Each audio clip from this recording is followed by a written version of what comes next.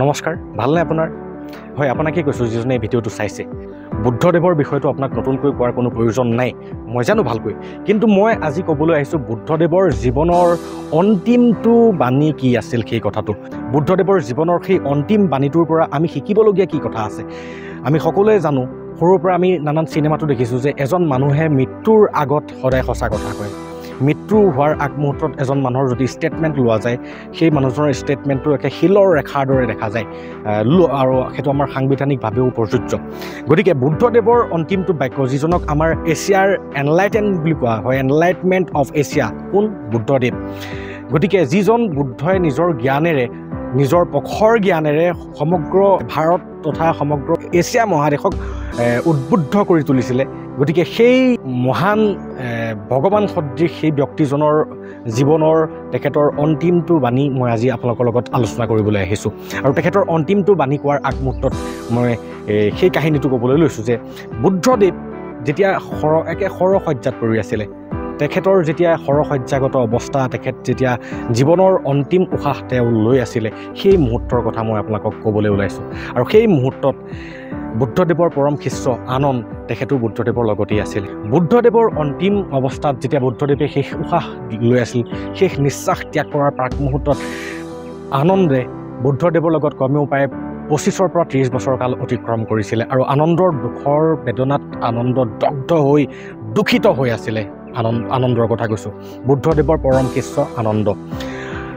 গতিকে গুৰুজনৰ মৃত্যুৰ প্ৰাক মুহূৰ্তত গভীৰ শোকত শোকাকুল হৈ আনন্দ দগ্ধ হৈ আছিল, কাৰণ আনন্দই বুদ্ধদেৱক বহুতেই ভাল পাইছিলে। আৰু তেতিয়া বুদ্ধদেৱে অন্তিম শয্যাৰ পৰা আনন্দৰ মুখলৈ চাই অনুভৱ কৰিব পাৰিছিল যে মই 25 বছৰ কাল গোটেই দুনিয়াখনক, গোটেই পৃথিৱীখনকে মই উদ্বুদ্ধ কৰিবলৈ চেষ্টা কৰিলোঁ, কিন্তু আজি জীৱনৰ অন্তিমটো সময়ত মোৰ মৃত্যুৰ বাবে মোৰ এজন শিষ্যই ইমানেই দুখত দগ্ধ হৈছে। মোৰ লগত থাকি ইনো কি জ্ঞান ল'লে, মোৰ লগত থাকি আজিলৈকে কি শিকিলে, যে মই মোৰ শিষ্যজনকে যেতিয়া মই উদ্বুদ্ধ কৰিব নোৱাৰিলোঁ, দুখ দুৰ্দশাৰ পৰা মুক্ত কৰিব নোৱাৰিলোঁ, তেন্তে মই আজিলৈকে যিমান মানুহক জ্ঞান দিলোঁ সেই মানুহবিলাক বা কিমান হৈছে। বুদ্ধদেৱৰ মনলৈ শংকা আহিছিলে। আৰু তেনেতে বুদ্ধদেৱে আনন্দক মানে আঙুলি ইচাৰা এটা কৰি পেলাই বা চকুৰ ইচাৰা এটা কৰি পেলাই ওচৰলৈ মাতিছিলে।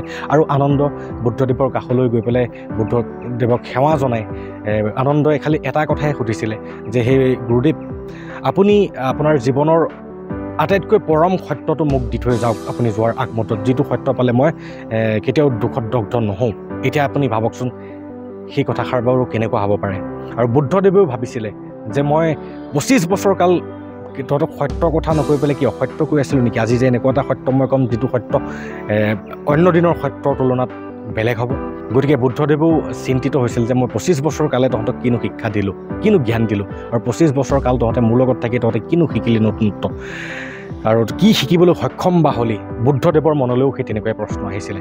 আৰু বুদ্ধদেৱে নিজৰ জীৱনৰ অন্তিমটো বাক্য আনন্দক এটাই কৈছিলে যে আপো দীপো ভৱ, আপো দীপো ভৱ, মানে নিজৰ পোহৰ নিজেই হ'বলৈ শিকা। এতিয়া মই এইখিনিৰ পৰা আমাৰ দৰ্শক ৰাইজ যিজনে এই ভিডিঅ'টো এই মুহূৰ্তলৈকে চাই আছে, আপোনাক বহুত বহুত ধন্যবাদ জনাইছোঁ। আপোনাক ক'ব বিচাৰোঁ যে বুদ্ধদেৱ, যিজনক আমি ভগৱান হিচাপে পূজন কৰোঁ, যিজনক ভাৰততো বুদ্ধিষ্ট আছে, চাইনাৰ মেক্সিমাম বুদ্ধিষ্টে, এইপিনে আপোনাৰ মালয়েছিয়া, এইপিনে আপোনাৰ জাপানলৈকে কিমান বুদ্ধিজম ইমানেই ডাঙৰ এটা ধৰ্ম। গতিকে বুদ্ধদেৱৰ প্ৰখৰ ইমান আছিলে, বুদ্ধদেৱৰ ইমান জ্ঞান আছিলে যে বুদ্ধক অলৰেডি কৈ আছোঁ এছিয়াৰ এনলাইটমেণ্ট বুলি কোৱা যায়, এনলাইটমেণ্ট অফ এছিয়া বুলি কোৱা যায়। আৰু সেই বুদ্ধদেৱে জীৱন্ত কালত, তেওঁৰ জীৱন্ত কালত তেখেতৰ অনুৰাগীসকলক, তেখেতৰ যিসকল অনুৰাগী আছিলে, আটাইতকৈ প্ৰিয় শিষ্যজনেই বুদ্ধদেৱৰ সেই জ্ঞানসমূহক অনুধাৱন কৰিব পৰা নাছিলে। আৰু তেখেতক মূল মন্ত্ৰ হিচাপে বুদ্ধদেৱে অন্তিমটো বাক্য কৈ থৈ গ'ল যে আপো দীপো ভৱ, মানে নিজৰ পোহৰ নিজে হ'বলৈ চেষ্টা কৰা। মানে কি বুজিলোঁ ইয়াৰ পৰা? যে আমাৰ অন্তৰ আত্মাখনক আমি নিজেই ভুমুকি চাব লাগিব, আৰু আমাৰ অন্তৰ আত্মাখনে, আমাৰ মনটোৱে, আমাৰ ব্ৰেইনটোৱে কেনেকুৱা এটা সংযোগ স্থাপন কৰিলে মই সুখী হওঁ, কেনেকুৱা এটা সংযোগ স্থাপন কৰিব পাৰিলে মই উৎফুল্লিত হওঁ, বা কি অৱস্থাত থাকিলে মই দুখী হওঁ, সেই বস্তুবিলাক আপুনি নানান মানুহৰ কথা শুনিলে কেতিয়াও বুজি নাপায়। সেই বস্তুবিলাকক বুজি পাব কেৱল নিজক ষ্টাডি কৰি পেলাই, নিজৰ অন্তৰাত্মাত নিজে ডুবা মাৰি পেলাই, নিজৰ বিষয়ে নিজে অনুধাৱন কৰিবলৈ চেষ্টা কৰি পেলাইহে সেই গুণসমূহ আপুনি অনুকৰণ কৰিব পাৰিব আৰু বুদ্ধদেৱেও সেইটোৱে কৈ থৈ গ'ল। এতিয়া মই আপোনালোকক প্ৰশ্ন কৰিব বিচাৰোঁ, একৰ্ডিং টু চাইক'লজিকেল ষ্টাডিৰ তথ্য মতেদি মই কৈছোঁ যে বুদ্ধদেৱে যিজন বুদ্ধ নিজে এজন ভগৱান আছিলে আৰু সেই ভগৱানজনে এজন শিষ্যক নিজৰ প্ৰিয় শিষ্যজনক কৈ গ'ল যে নিজৰ পোহৰ নিজে হোৱা। তেখেতে কোনো এটা মূৰ্তিক পূজন কৰিবলৈ দিয়া নাই, যে মোৰ ডাঙৰ ডাঙৰ বুদ্ধদেৱে কোৱা নাছিলে যে মোৰ ডাঙৰ ডাঙৰ মূৰ্তি বনাই লৈ পেলাই মোক পূজন কৰিলে মানে কি কয় তহঁতৰ উদ্ধাৰ হৈ যাব।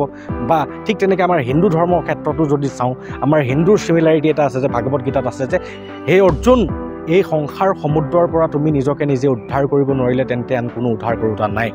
গতিকে এই দুটা প্ৰায় চিমিলাৰ ৱৰ্ড বুলি মই ভাবোঁ। আৰু এই দুইটা চেণ্টেন্সৰ পৰাই আপো দীপো ভৱ বা ছেকেণ্ড মই যিটো ভাগৱত গীতাৰ শাৰীটো ক'লোঁ, এই দুয়োটাই এটাই বুজাইছে যে তুমি নিজকে নিজে উদ্ধাৰ কৰিব পাৰিলেহে তুমি প্ৰকৃতাৰ্থত নিজকে সুখী, প্ৰকৃতাৰ্থত নিজকে সফল ব্যক্তিত্বৰ গৰাকী কৰিবলৈ সক্ষম হ'বা। আৰু সেইটো আমি কেতিয়া কৰিব পাৰিম? যেতিয়া আমি নিজৰ অন্তৰাত্মাত নিজে ভগৱানক বিচাৰিম। আমাৰ অন্তৰাত্মাতে ভগৱান বিৰাজমান আছে। ভগৱান শ্ৰীকৃষ্ণও কোৱা নাছিলে কোনো ভাগৱত গীতা বা তেনেকুৱা হেৰিয়ত নাই যে ডাঙৰ ডাঙৰ মূৰ্তি বনাই লৈ পেলাই পূজা কৰিলে, মই মূৰ্তি এটা পূজা কৰিলেই বা হৰিনাম গালেই বা তেনেকুৱা কিবা ভজন কীৰ্তন কৰিলে তাত কিবা আছে বুলি কোৱা নাই।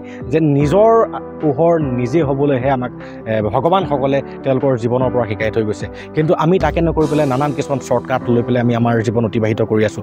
কোনোবা এজনে ক'লে যে তোমাৰ এইটো কিবা এটা বিপদ হৈছে, আমুকত গৈ পেলাই শৰাই এখন দিয়াগো, তামুকত গৈ পেলাই ক'লা ছাতি এটা দান দিয়া, ঘৰলৈ নাট মানুহ 3জন মাতি পেলাই ক'লা মাছেদি ভাত খুওৱা। কিবা সংযোগ আছেনে আপোনাৰ সেই এনেকুৱা কিছুমান কাৰণ? আৰু আপোনাৰ ঘৰত আপোনাৰ জীৱনত আপোনাৰ মনৰ ভিতৰত যিটো বেমাৰ লাগি আছে, সেই আপোনাৰ মনৰ বেমাৰটো সেই এনেকুৱা কিছুমান কৰ্মকাণ্ডই আপোনাক কিবা কানেকশ্যন আছেনে বাৰু? আপুনি এবাৰ নিজেই ভাবি চাওকচোন। তৎসত্বেও দেখাক দেখি একাদশী হিচাপে আমাৰ প্ৰতিজনে সেই তেনেকুৱাই কৰি আছে। আৰু কৰি থকাসকলক মই প্ৰশ্ন সোধোঁ যে আপোনালোকে সেইসমূহ কৰি পেলাই আপোনালোকে জীৱনত কি পাইছে? তাৰ পৰা কি ফল পাইছে? অলৰেডি ফলনো কি, ফলৰ কামনা কৰা ফল কি, তাৰ বিষয়ে আলোচনা কৰিছোঁ। গতিকে মই আজিৰ এই মৰেলটো হিচাপে এইটোৱে ক'ব বিচাৰোঁ যে বুদ্ধদেৱ স্বয়ং ভগৱান হৈ পেলাই তেখেতে নিজৰ জীৱনৰ অন্তিমটো বাক্য এটাই কৈছে যে নিজৰ পোহৰ নিজেই হ'বলৈ চেষ্টা কৰা। মানে নিজৰ অন্তৰ আত্মাৰ ভিতৰত নিজেই ভুমুকি মাৰি পেলাই তোমাৰ নিজকে উদ্বুদ্ধ নিজেহে কৰিব পাৰিবা আৰু পৃথিৱীত কোনেও কৰিব নোৱাৰে।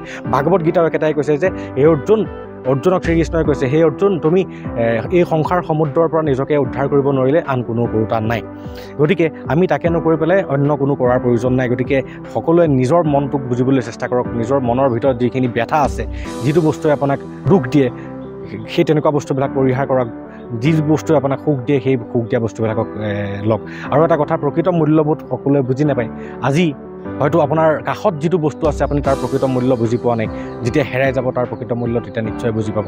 গতিকে ইয়াৰ পৰা মই এটাই ক'ব বিচাৰোঁ যে এটকা দামৰ বেজী এটাৰ পৰা আপোনাৰ হাতত যদি লাখ লাখ টকা দামৰ সম্পত্তিও আছে, প্ৰতিটো বস্তুৱে নিৰ্দিষ্ট এটা মূল্য আছে আৰু প্ৰতিটো বস্তুৰে মূল্যসমূহক বিচাৰ কৰিবলৈ চেষ্টা কৰক। তেন্তে সকলোৰে জীৱন নিশ্চয় উদ্বুদ্ধ হৈ তুলিব। ধন্যবাদ, নমস্কাৰ।